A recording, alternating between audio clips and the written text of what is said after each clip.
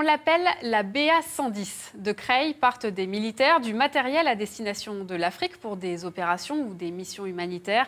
Cette base essentielle au dispositif des interventions extérieures de l'armée française a exceptionnellement ouvert ses portes à une de nos équipes. Première escale ce soir avec un reportage d'Arnaud Wust et Frédéric Elorga.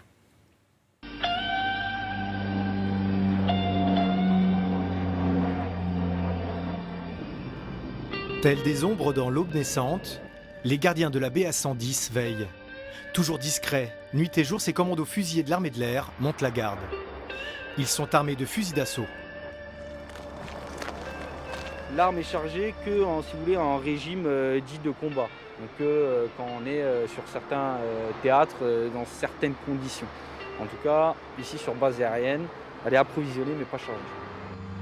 Ils sont 180 soldats dans l'escadron de protection de la base et 30 chiens.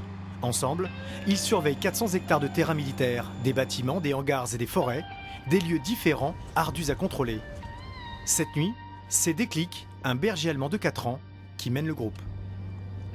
Il est capable de détecter à plusieurs kilomètres, si ça se peut, une intrusion ou quelqu'un que nous, êtres humains, en fait. On est très restreints. On continue mission.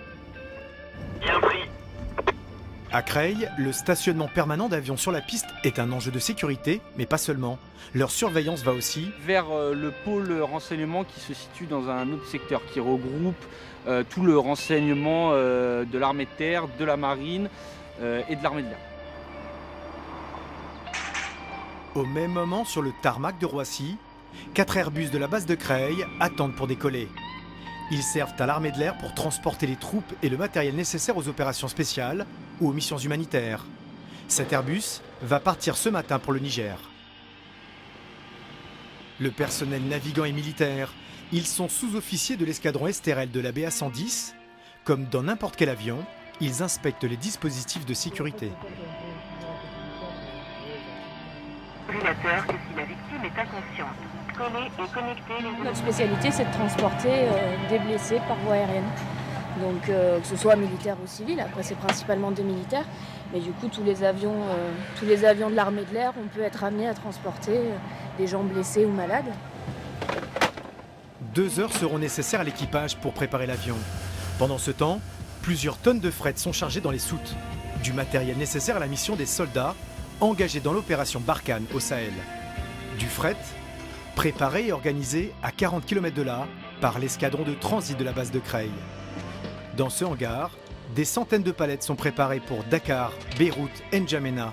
En tout, une quinzaine de destinations où l'armée française est déployée. Et sur ces palettes, tout ce qui est nécessaire à la réalisation des missions du combattant propre, de l'armement, mais aussi tout ce qui est soutien technique pour le véhicule, pour l'infirmerie, pour les métiers de bouche. Regardez ici, vous avez en particulier du matériel médical. Mais à Creil, ce sont surtout ces appareils de transport, des CASA, qui sont utilisés. 2 escadrons, le Ventoux et le Vercors, en possèdent 21. Lorsque les forces spéciales ou l'armement sont projetés sur un théâtre d'opération, l'armée de l'air utilise ces avions tout-terrain. Le CASA est assez rustique, assez robuste et il permet de faire beaucoup de choses par rapport à un avion de ligne, par rapport à ce qu'on pourrait faire un avion classique dans le civil.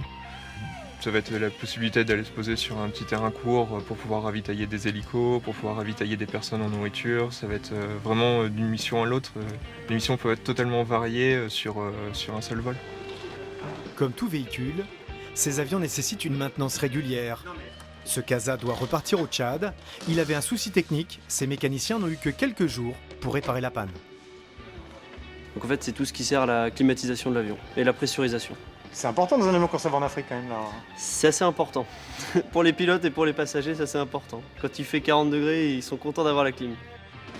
Demain, nous retrouvons tous ces hommes de l'ombre à quelques heures d'une mission délicate.